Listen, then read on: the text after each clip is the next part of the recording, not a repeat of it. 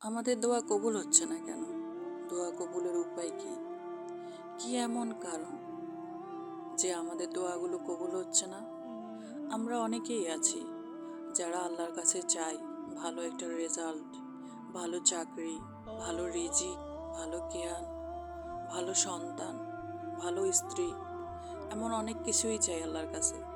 কিন্তু আমরা যখন দোয়া করি, দোয়ার পর আমরা হতাশ হয়ে যাই। কেন আমাদের দোয়া কবুল হচ্ছে না? কি করলে আমাদের দোয়া কবুল হবে? আজকে আমরা সে সম্পর্কে আলোচনা করব। দোয়া মুমিনের জীবনের হাতিয়ার। দোয়ার বদলতে মুমিনের ভাগ্য বদলে যায়। আল্লাহ বলেছেন, আমাদের কিছু প্রয়োজন হলেই যেন আমরা ওনার কাছে চাই, অন্য কারো কাছে নয়। প্রত্যেকেই আমরা আল্লাহর কাছে প্রতিদিন দোয়া করি, কোনো না কোনো কিছু চাই, এবং আল্লাহ বলেছেন তিনি আমাদেরকে অবশ্যই দিবেন, এবং তিনি ওয়াদা করেছেন যে তিনি আমাদেরকে অবশ্যই দিবেন। দোয়া কবুল না হওয়ার পিছনে অনেকগুলো কারণ থাকে, তার মধ্যে প্রধান কয়েকটি কারণ আজকে আমি তুলে ধরব। প্রধান কারণ হচ্ছে, আমরা যখন দোয়া করি তখন আমরা উদাসীন থাকি। আমরা আল্লাহর কাছে একটা জিনিস চাইতেছি, যেটা আমাদের পাওয়া খুবই দরকার। তখন আমরা আল্লাহর কাছে দোয়া করি, নামাজ পড়ে, তাহাজ্জুদ পড়ে, অথবা আল্লাহর কোনো নফল ইবাদত করে আমরা দোয়া করতেছি। আমাদের নিয়ত অবশ্যই ঠিক থাকতে হবে যে আমরা এই জিনিস চাচ্ছি আল্লাহ তোমার কাছে, আল্লাহ তুমি আমাদেরকে অবশ্যই দিবে। এই জিনিসটা আমাদেরকে ঠিক করতে হবে। দ্বিতীয়ত, আমরা আল্লাহ সম্পর্কে সবাই জানি, কিন্তু ওনার সব আদেশ আমরা পালন করি না।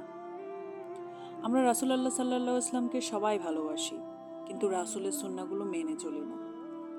আমরা কোরআন সবাই পড়ি, কিন্তু সে অনুযায়ী কেউ আমল করি না। শয়তানকে আমরা শত্রু হিসেবে মানলেও কিন্তু শয়তানের দেখানো পথ অনুযায়ী আমরা চলাফেরা করি। আমরা জান্নাতে যেতে চাই, কিন্তু আমরা সে অনুযায়ী আমল করি না। মৃত্যু অনিবার্য জানা সত্ত্বেও আমরা মৃত্যুর জন্য প্রস্তুত না। ঘুম থেকে জেগে ওঠার পর আমরা অন্যের দোষ খুঁজতে থাকি। নিজের দোষগুলো নিয়ে আমরা কখনো বিচার বিশ্লেষণ করি না। আমরা আল্লাহর দেয়া নিয়ামতগুলা বক্ষণ করি, অথচ তার কাছে শুকরিয়া আদায় করি না। যে কয়েকটি বিষয়ে আমরা আলোচনা করলাম, সেখান থেকে আমরা বিচার বিশ্লেষণ করে আমরা খুঁজে পেলাম কয়েকটি বিষয়, যে অবশ্যই আমাদেরকে দোয়া কবুলের জন্য আল্লাহর বেশি বেশি শুকরিয়া করতে হবে।